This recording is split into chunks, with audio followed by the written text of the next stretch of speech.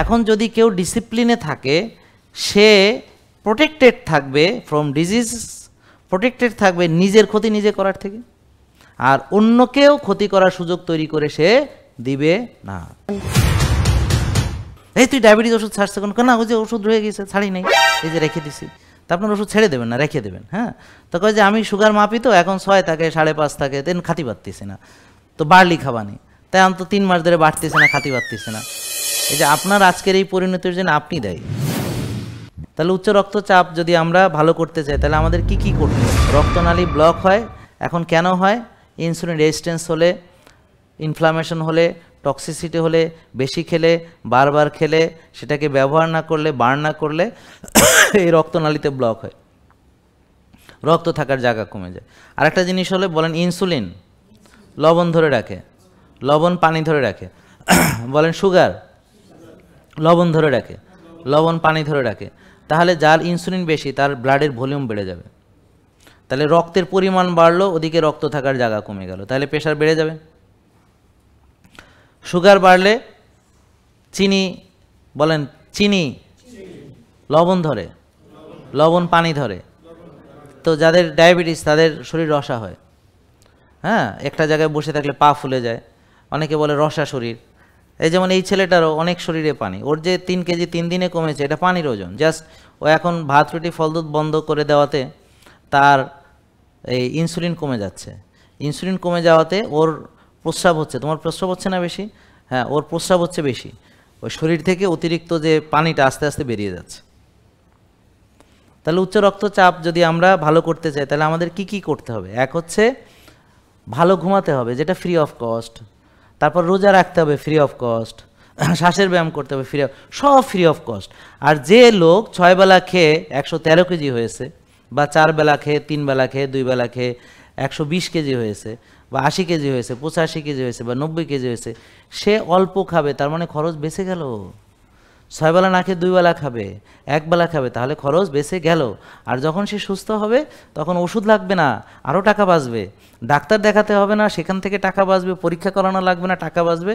আর সবচেয়ে বেশি টাকা বাঁচবে যে হার্টের অ্যাটাক থেকে যে বাঁচলো, বুক ফাড়া বা ওপেন হার্ট থেকে বাঁচলো, অপারেশন থেকে বাঁচলো, রিং পরানো থেকে বাঁচলো, লিভার নষ্ট হওয়া থেকে, কিডনি নষ্ট হওয়া থেকে, চোখ নষ্ট হওয়া থেকে। উচ্চ রক্তচাপের প্রতিফল হলো চোখ নষ্ট হবে, লিভার নষ্ট হবে, কিডনি নষ্ট হবে, হার্ট ড্যামেজ হবে, ব্রেন স্ট্রোক করবে, প্যারালাইসিস হবে, সব কিছু সমস্যা। একটা লোক প্যারালাইসিস হয়ে গেলে তার নানান সমস্যা। এবং এই রোগগুলা যেহেতু অ্যাথেরোস্ক্লেরোসিস, এখন আলোচনা করলে অনেক কথা আসে, আমাদের অনেকে অনেক কথা নিতে পারেন না, এক একজনের ক্যাপাসিটি আলাদা, এক একজনের রিসেপ্টর এক এক রকম। কিন্তু দেখেন, আমি আলোচনা করতে গেলে সব বিষয়ে আলোচনা আসবে, আর আপনারা এখানে অ্যাডাল্টরাই আসার কথা, বাচ্চারা আসলে কোনো অসুবিধা নেই, তাদেরও শিখতে হবে এখন থেকে যে কিভাবে চললে তারা চিরযৌবন থাকবে, কিভাবে চললে তাদের তারুণ্য ধরে রাখবে, এদের শেখাতে হবে, শেখায় কোনো লজ্জা নেই। পবিত্র কোরআনে আল্লাহ তাআলা আমাদেরকে নানান বিষয়ে পরামর্শ দিয়েছেন, স্বামী স্ত্রীর সম্পর্কের বিষয়ে, কিভাবে এটা একটা পবিত্র জিনিস, এটাকে আমাদের এমনভাবে শিক্ষা দেওয়া হয় মনে হয় এটা খারাপ জিনিস, নোংরা জিনিস, নষ্ট জিনিস। তো এইটার কারণে অনেকে এটার প্রতি একটা নোংরা মনোভাব পোষণ করে, অথচ এটা একটা পবিত্র জিনিস।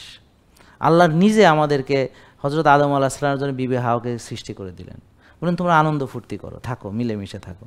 এবং কিভাবে থাকতে হবে হাদিসে কোরআনে থাকার জন্য একটা স্বামী স্ত্রী কীভাবে সুন্দরভাবে ইসলামী তরিকা অনুযায়ী থাকবে, কি দোয়া আছে, এবং এটা একটা ফরজ, না থাকলে গুনাহ হবে, না থাকলে আপনি অপরাধী হবেন। তা এটা মেডিকেল সায়েন্স, যেখানে আমরা দেখছি আমাদের 10% রুগী যাদের প্রেশার, যারা চর্বি কমানোর ওষুধ খায়, সবার এই পুরুষার্থে অসুবিধা। তা আমি না বললে এটা তো আপনারা বুঝবেন না যে এটার সাথে এটা সম্পর্ক আছে, আমাকে তো বলতে হচ্ছে। এটা অনেকে নিতে পারছেন না, তাদের মনে হচ্ছে যে এইটা এইসব কথা কেন এখানে হবে। তাহলে আমার কথা হলো, আমার শখ লাগে, আপনাদের যদি সবার শক্তি সামর্থ্য ভালো থাকে আমার দরকার আছে বলার। কিন্তু আমরা এখন যেই রুগীগুলো ফেস করতেছি মেজরিটি এই প্রবলেম, মেয়েদের নারীত্ব নেই, পুরুষদের পুরুষত্ব নেই, সো তাদের ফ্যামিলি লাইফ ভালো না, হ্যাঁ, ভাই বোনের মতো সংসার করছে। তাই এই কথাটা তো আসছে। এখন কেন আসলো? এই যে রক্তনালী যদি ব্লক থাকে তাহলে বিশেষ বিশেষ অঙ্গে রক্ত প্রবাহিত হতে পারবে না, যে অঙ্গগুলো আমার এগুলোর সঙ্গে জড়িত। এছাড়া আর ভদ্রভাবে আর কীভাবে বলবো বলেন? তা আমি তো সুন্দর করে বুঝাচ্ছি জিনিসটা। তার মানে রক্তনালী ব্লক হার্টে, হার্টে অ্যাটাক হবে। ব্রেনে স্ট্রোক করবে। তাহলে আমাদের যদি পুরুষের কোনো একটা জায়গায় এটা ব্লক হয় তাহলে আমার সেটা নষ্ট, সেটা যাবে, সেটা ধ্বংস, সেটা আর কোনো কাজ থাকবে না। এখন এটা যদি ছোটদেরকে এখন থেকে না শেখাই, ওরা বড় হয়ে তো এটাতে ভুগবে তখন। এখন ইয়াং পোলাপান আসতেছে এই প্রবলেম, ইয়াং মেয়েরা আসতেছে পিসিওডি, এখনও বিয়ে হয় না, এখনই মাসিক বন্ধ হয়ে গেছে, এখনই বুকে লোম হয়েছে, এখনই দাড়ি হয়েছে, তোর বাচ্চা তো হবে না, এখনই ঘাড় কালো, বগল কালো, আঁচিল। তো এটা তো এখন থেকে সতর্ক করতে হবে। এটা তো আর এখন ওর অ্যাডাল্ট হওয়ার আগেই তো সে রুগী হয়ে গেছে। এই 20 বছরে এই ছেলে 113 কেজি হয়ে গেছে, আর একজন আসছিল ওই যে 23 বছর 143 কেজি, 141 কেজি, না রে 141 কেজি। তাহলে ওরা তো আর এখন বয়স হওয়ার জন্য বসে থাকতেছে না। এই জন্য এখন থেকে আপনাদের সতর্ক করতে হবে। আর এক একটা মানুষের বোঝার ক্ষমতা একরকম ভাই, কেউ ইশারাতে বুঝে যায়, কাউকে বিস্তারিত বলতে হয়, কাউকে একদম ধৈর্য না দিলে বুঝে না। আমরা এই জন্য একটা কৌতুক বলার পরে আবার বুঝাইতে হয় যে এটা কৌতুক ছিল, পরে কেউ আচ্ছা তাই তো, হ্যাঁ তো মানে ফান করার পর সেটা এক্সপ্লেনেশন লাগে, হ্যাঁ বুঝে নাই, মানে হাই থট ফান তো বুঝতে পারে নাই যে এটা আসলে মজা ছিল। স্যাটায়ার মানে মজা, তো স্যাটায়ার করি আমরা কিভাবে, স্যাটায়ার বোঝে না অনেকে। স্যাটায়ার করি যেমন আপনাকে আমরা এইভাবে বুঝাই যে ভাই শোনেন, আপনার তো যদি রোগ বানাইতে হয় তাহলে আপনাকে বেশি খাইতে হবে, বারবার খাইতে হবে, টেনশন করতে হবে, রাত জাগতে হবে, হ্যাঁ লড়াছড়া করা যাবে না, হ্যাঁ রোদে যাওয়া যাবে না, ঘাসে হাঁটা যাবে না, অনেক দাওয়াত খাইতে হবে, পারবেন না ইনশাল্লাহ। তো এটা কি, এটার মানে কি আমি এটা করতে বলতেছি না, আমি বলতেছি যে এটার পরিণতি হলো ওইটা। পবিত্র কোরআনে আল্লাহ এইভাবে উদাহরণ দিয়েছে যে তোমাদের জন্য আযাবের সুসংবাদ, তাহলে এটাকে আসলে সুসংবাদ? তাহলে আল্লাহর কোরআনের ভাষাও তো এরকম। তা আল্লাহ স্যাটায়ার করেন না আমাদের সাথে? তাইলে এই স্যাটায়ার আবার অনেকে বুঝে না। তো এই জন্যে আমি বলবো যে দেখেন, আপনি ব্যক্তি জাহাঙ্গীরের সঙ্গে আপনার কিছু না, জাস্ট ডোন্ট বদার, সিস্টেমটা ফলো করার চেষ্টা করেন, আমার পরামর্শ মানেন, পারলে ভালো, না পারলে ভালো না, আমার সব আপনার পছন্দ হইতে হবে। এটা রাসূল সাল্লাল্লাহু আলাইহি ওয়াসাল্লামের সবই আমাদের পছন্দ হয় না, হ্যাঁ আমরা তাদের নিয়ে টিস্কারি করি, আমরা তাকে নিয়ে কার্টুন বানাই, নাউজুবিল্লাহ মিন জালে, কত রকম আজে বাজে কথা তার নামে আমরা রটাই, আর সেখানে জাহাঙ্গীর কবির কেডা, হু ইজ জাহাঙ্গীর কবির, এটা তো কিচ্ছু না, নাথিং। তা আমাদেরকে নিয়ে মানুষ অনেক কটু কথা বলবে, আমাদের হেয় প্রতিপন্ন করবে, আমার সব জিনিস আপনার ভালো লাগবে না, আর আপনারও তো সব আমার ভালো লাগবে না। আপনার কথা বলার ভঙ্গি ভালো না লাগতে পারে, আপনার অ্যাটিটিউড ভালো না লাগতে পারে, হ্যাঁ আপনার অতি ফান্ডিত্য ভালো না লাগতে পারে, অতি বুঝ ভালো না লাগতে পারে, আপনারও বহুত কিছু আছে যেটা হয়তো আমার ভালো লাগে না। কিন্তু আমরা যেহেতু এখানে এসেছি, তো এখানে ব্যক্তিগত ভালো লাগার কোনো বিষয় না, বিষয় হলো আমরা কি করণীয় সেদিকে ফোকাস করা। যেমন আপনার আমাকে ভালো লাগুক না লাগুক, আপনি এক ভাগ খাবেন, আর আপনি রক্তনালী ক্লিন রাখবেন। আমার কথা বুঝতে পারছেন? এখন আপনি আমারে ভালো লাগলে আমাকে মানবেন, না লাগলে মানবেন না। তো না মানলে যেই পরিণতি হবে সেটা তো আপনি ভোগ করবেন ভাই, আমি ভোগ করবো না। আপনার পুরুষত্ব নষ্ট হবে, আপনার নারীত্ব নষ্ট হবে, আপনার উচ্চ রক্তচাপ হবে, আপনার হাইপার টেনশনের কারণে আরও যে কমপ্লিকেশনসগুলো সেটা আসবে, সেটা তো আমার কি ক্ষতি হবে? ক্ষতি তো হবে আপনার। তা বুঝলে বুঝপাতা, আর না বুঝলে কি বাবা তেজপাতা। হ্যাঁ ঠিক আছে, এই হচ্ছে কথা। তাহলে উচ্চ রক্তচাপের সাথে দেখেন কিসের সম্পর্ক, আপনার ফ্যামিলি লাইফের সম্পর্ক। দেখেন স্বামী স্ত্রী হয়তো তাদের নানান কারণে মিলমিশ হচ্ছে না, তাহলে টেনশন, বাড়িতে গেলেই মেজাজ খারাপ বউর সাথে, তাহলে প্রেশার বাড়বে না? তাহলে এটার সাথে এটা রিলেশন আছে। আর ধরেন স্বামী স্ত্রী হানিমুন পিরিয়ড করতেছে, তাহলে তাদের কি একটা ভালোবাসার সম্পর্ক, ও কখন বাসায় যাবে, হ্যাঁ কখন যাবে, বউ অপেক্ষা করতেছে কখন হাজব্যান্ড আসবে, আরে আসছো, হ্যাঁ হ্যাঁ তুমি এত দেরি করলা কেন, ইত্যাদি ইত্যাদি। তাহলে একটা সুন্দর সম্পর্ক, তাহলে প্রেশার কি থাকবে? ভালো। তাহলে এটার কোন ওষুধ আছে? স্যার এটার ওষুধ আছে, বুক ধড়ফড়ানি, কলজা কাঁপানির ওষুধ ইন্ডেভার, ঘুমের ওষুধ ডিজোপেন, রিবোটিল, হ্যাঁ মনের ওষুধ ওই যে রেনজিট ফ্রেনজিন মারে, এগুলো খেয়ে আপনার ভবিষ্যৎ ভালো হবে না। যারা খাচ্ছে তাদের জিজ্ঞেস করেন, বুঝতে পারছেন না? তো এই জন্যে সব কিছুর সাথে সব কিছু রিলেটেড। এখন প্রেশার ভালো করার জন্যে তো এখন স্বামী স্ত্রী সম্পর্ক ভালো থাকা দরকার, প্রেশার ভালো রাখার জন্য সন্তান ভালো হওয়া দরকার, নেক্সট সন্তান চক্ষু শীতলকারী সন্তান হওয়া দরকার। এই সন্তান এমন কোনো কাজ করতেছে, বাপ মা রাতের ঘুম হারাম হয়ে গেছে, বাপ মার প্রেশার বেড়ে গেছে সন্তানের কারণে। তো এখন আমি কিভাবে এটা চিকিৎসা করব? এটা তো সব কিছু তো হবে না, বুঝতে পারছেন? তো এই জন্যে ধরেন আপনি ব্যবসায় মাইর খাইছেন, 10 লাখ টাকা মাইর গেছে, এখন আপনার মাথায় হাত, ব্যাংকের ঋণ শোধ করতে পারতেছেন না, আর ব্যাংকের লোন তো বোঝেনি, চক্রবৃদ্ধি হারে সুদ খালি অতি থাকবে, পরে আসল টাকা বাদে সুদের টাকা হয়ে যাবে বেশি, জানেন না এটা? হ্যাঁ, তা আপনি কি এখন প্রেশার বাড়বে না আপনার? এখানে কিভাবে আপনাকে সাহায্য করব, বুঝতে পারছেন? অনেক অ্যাসপেক্ট আছে, উচ্চ রক্তচাপের চিকিৎসা তো সোজা না, উচ্চ রক্তচাপ নিয়ন্ত্রণ করতে হলে জান্নাতি পরিবেশ লাগবে।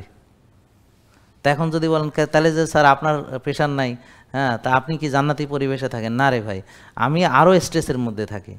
আজকে সকালে আমার আইডিটা খেয়ে দেওয়ার একটা প্রজেক্ট হয়েছিল, আল্লাহ বাঁচাইছে, পারে নাই, আমরা সতর্ক ছিলাম, বুঝতে পারছেন? মানে আমার আইডি খেয়ে দিচ্ছে, এই যে এই আইডি যেটা থেকে, হ্যাঁ, তো আমাদের হুমকি দেয়, কত কিছু করে,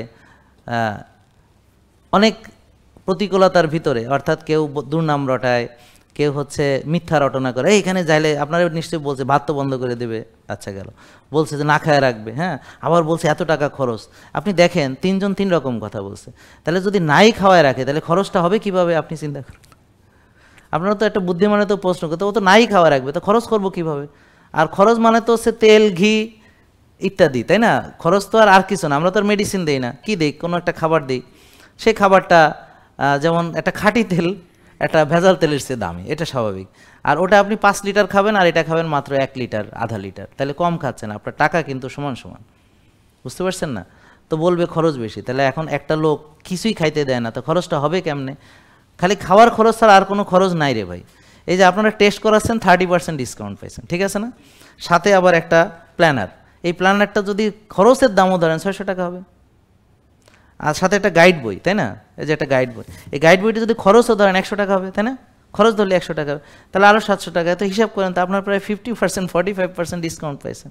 আবার আপনাকে দেখেন, এই যে ডাক্তার দেখবে, তো ডাক্তার তো আপনি ভিজিট দেবেন না, ও আপনাকে বুঝাবে 2 বার, পুষ্টিবিদকে ভিজিট দেবেন না, 2 বার বুঝাবে, জিমের ওকে ভিজিট দিবেন না, ও বুঝাবে। তো এই যে এতগুলো লোক যে এটা বুঝাইয়া দেবে আপনারে, ঠিক আছে?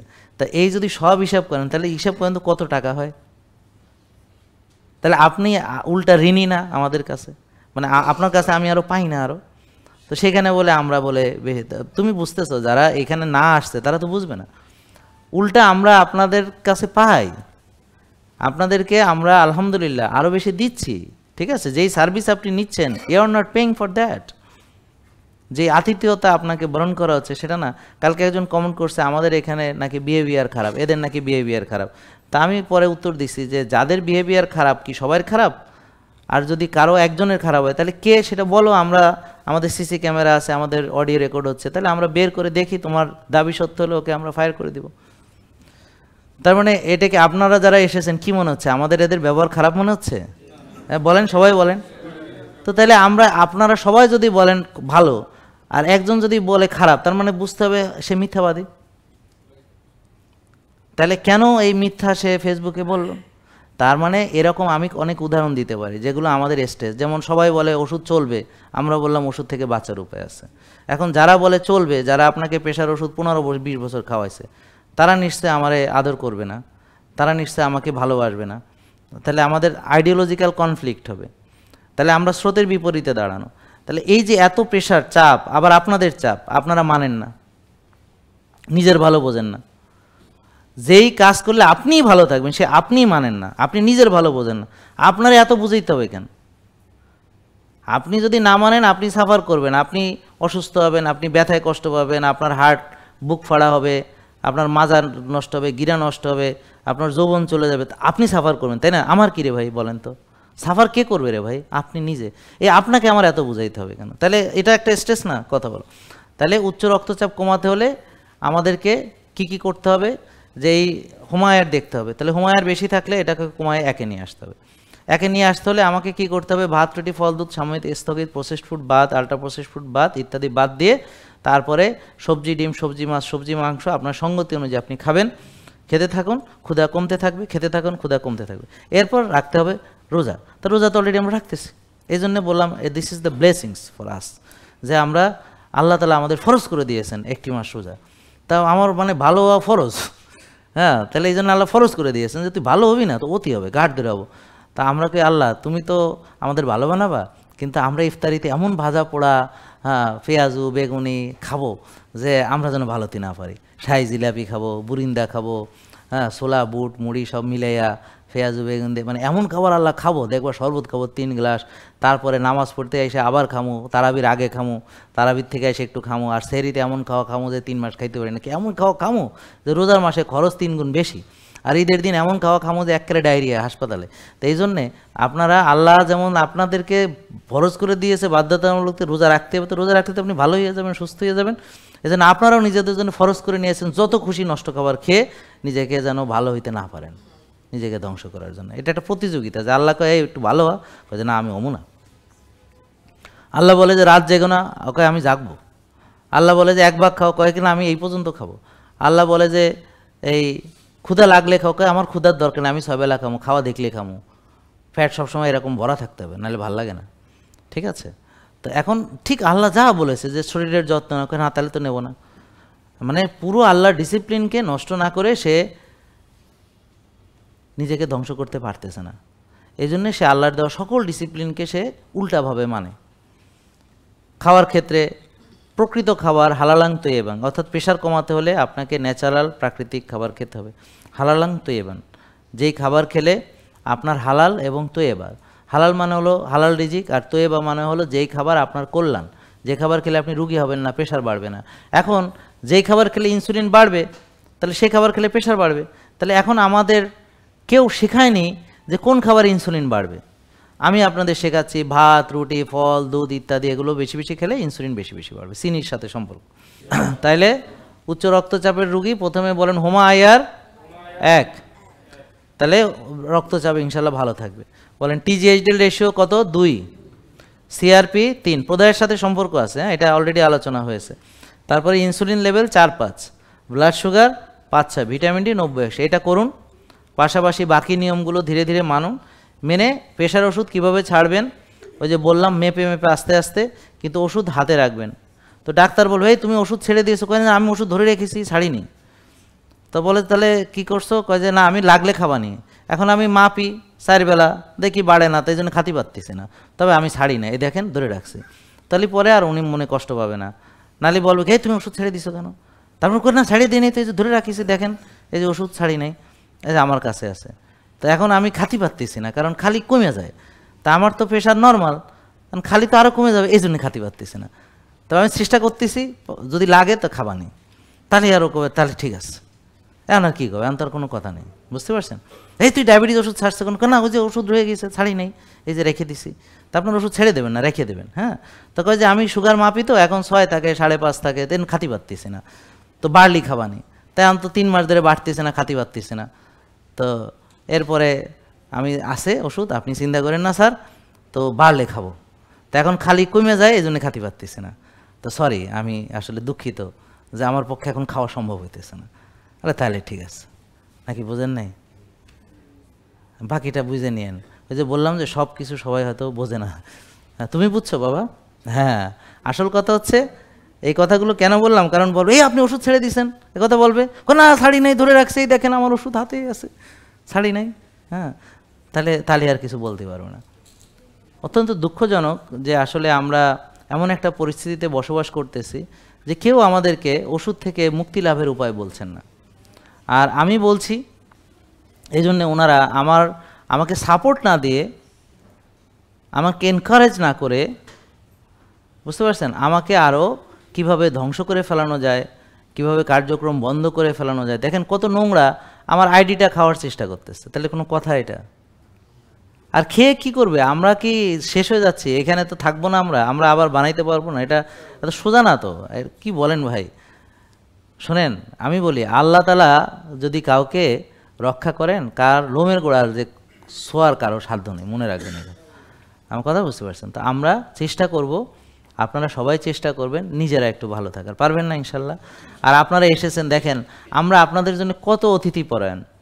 এই যে দেখেন কি সুন্দর সাজিয়ে রেখেছি। হ্যাঁ, এত সুন্দর সাজানো গোছানো, অথচ দেখেন কেউ নাই। হ্যাঁ, তো এই যে দর্শক কোথায়? এই এত কিছু সাজায় গোছায় রাখছি, আমাদের দর্শক নাই কেন? তা আপনারা যাদের জন্য এখানে সাজালাম, আপনারা আসলেন না, অথচ কত মানুষ সাফার করছে জানেন। আর যেখানে গেলে ওরা রোগ থেকে মুক্তি লাভ করবে না, ওখানে দেখেন পা ফেলানোর জায়গা নেই। তাহলে এই যে আমরা যে নিজেদের কল্যাণ বুঝি না একটা জাতি, এই নমুনা দেখেই তো বোঝা যায়, তাই না? যদি কল্যাণ বুঝতো, এরকম সেবা আর কোথাও আছে? আপনারা যেখানে টাকা দিয়ে দেখান সেখানে আছে কি? কোথাও নেই, আমি জানি। আর এটার মান আরও বাড়বে ইনশাল্লাহ। ওই দাগনবিয়া থেকে কামাল ভাই আসছিল ওই দিন, বুঝছেন? তা এখন আয়সা বলতেছে যে জাহাঙ্গীর ভাই না গেলে বুঝতাম না, আপনি এত সুন্দর করেছেন, এই যে প্ল্যানারগুলো পেয়ে কী যে খুশি ওরা, যারা বিশেষ করে একটু নিজেদেরকে নিয়ন্ত্রণ করার জন্যে জার্নাল করতে চান। এটা যে কত সুন্দর জার্নাল, আবার এটার জানেন নাকি আপনারা? এই যে আপনারা যদি 3 মাস সুন্দর করে পূরণ করে জমা দেন এবং এটা যদি অ্যাচিভ করেন টার্গেট, তাহলে এই যে তোমরা যদি টার্গেট অ্যাচিভ করো, তোমাদেরকে একটা নারকেলের তেল গিফট করা হবে এখানে। আলহামদুলিল্লাহ, হয়তো কথা হলো, ওই যে অনেক কথা তার সাথে আমি বললাম, আবু সব কথা তোমার জন্য বলেছি, ঠিক আছে, আরও কি লাগবে কিছু বলতে হবে? আলহামদুলিল্লাহ, হি ইজ কনভিন্সড। তো ওকে বললাম, এতক্ষণ কথা বললাম, 1.5 ঘন্টা ওকে শোনালাম কথা। আমার রুমে ঢুকলে 2 মিনিট কথা বলে কী লাভ হবে? আর এখন 1.5 ঘন্টা ওর সাথে কথা বললাম, ও শুনলো সব কিছু। আর এরপরে সে বাসায় গিয়ে আরও 1900 ভিডিও আছে ইউটিউবে, ও দেখতে থাকবে। সিলেবাস কমপ্লিট হওয়ার আগে আরও 1900 আসবে ইনশাল্লাহ, আমি কথা দিচ্ছি যদি বেঁচে থাকি। তো তুমি এগুলো শেখো তোমরা, আর বাবারা নিজেদের ভালো বুঝো। তোমাদের শেষে একটা উপদেশ দিই ছোটদের, আজকে অনেক ছোটরা এসেছে, সেটা হলো এই যে মায়েরা, এই যে বাবারা, তোমরা ডিসিপ্লিন ছেড়ো না জীবনে। তুমি যদি ডিসিপ্লিন না ছেড়ে দাও, পৃথিবীর কারো ক্ষমতা নেই তোমার ক্ষতি করতে পারবে। আর মজার ব্যাপার হচ্ছে মানুষ নিজেই নিজের ক্ষতি করে। তো সে যদি নিজের কাছে মানে নিজের কাছ থেকে নিজেকে রক্ষা করতে চায়, এই যে আপনার আজকের এই পরিণতির জন্য আপনি দায়ী, বুঝছেন বোন? বুঝেন নাই? এই যে আপনাকে বলতেছে, আপনার আজকে যেই পরিণতি কে দেয় বলেন? আমি? কে দেয়? আপনি দেয়, বুঝতেছেন এটা? হ্যাঁ, ওনার যেই পরিণতি হয়েছিল, ওই যে উনি যে ল্যাংড়াইতো, এর জন্য উনি দেয়, বুঝেন নাই কথা? ওকে, এখন উনি নিজের রেসপন্সিবিলিটি নিতে পেরেছেন, তার মানে কি উনি নিজেকে নিজে পঙ্গু বানাইছিলেন। এখন আমরা ওনাকে ওনার হাত থেকে রক্ষা করতেছি আর কি, বুঝেন নাই? তা এখন যদি কেউ ডিসিপ্লিনে থাকে, সে প্রোটেক্টেড থাকবে ফ্রম ডিজিজ, প্রোটেক্টেড থাকবে নিজের ক্ষতি নিজে করার থেকে, আর অন্যকেও ক্ষতি করার সুযোগ তৈরি করে সে দিবে না। ধরেন এই ছেলেটা একদম নিয়মতান্ত্রিক চলাফেরা করে, ও কোনোদিন ড্রাগসে যাইতে পারবে না, সম্ভব না এটা। কারণ ও আর্লি ঘুমাতে হবে, ভোরে উঠতে হবে, ওর ব্যায়াম করতে হবে, রোদে যেতে হবে, ঘাসে হাঁটতে হবে। এখানে ও তো ড্রাগস প্রডিউস করতেছে ভিতরে। Why he should take drug from others sides? আমার কথা বুঝতে পারছেন? বুঝেননি কথা? তো এরকম ডিসিপ্লিন ও যদি ছেড়ে দেয় তাহলে সে বিপদে পড়বে, আর যদি ধরে রাখে তাহলে সে ভালো থাকবে। এখন বোকারা ডিসিপ্লিন ছেড়ে দিবে, যে নিজের ভালো বুঝে না। তো এই জন্য আমি বললাম যে শেষ কথা হচ্ছে এটা, ওর জন্য উপদেশ, যে ডিসিপ্লিন তুমি ছাড়তে পারবা না। ডিসিপ্লিন ছেড়ে দিয়েছো, এবার তুমি হতচ্ছাড়া, তুমি নিজেকে ধ্বংস করছো। যে ডিসিপ্লিন ছাড়া সে হতচ্ছাড়া। আমার কথা বুঝতে পারছেন? আর ডিসিপ্লিন আল্লাহ পছন্দ করেন, এটা নিয়ে অনেক আলোচনা আছে আমার। সো আপনারা ডিসিপ্লিনে থাকেন, আল্লাহ আপনাদেরকে ভালো রাখবেন। আসসালামু আলাইকুম ওয়া রাহমাতুল্লাহি ওয়া বারাকাতুহু।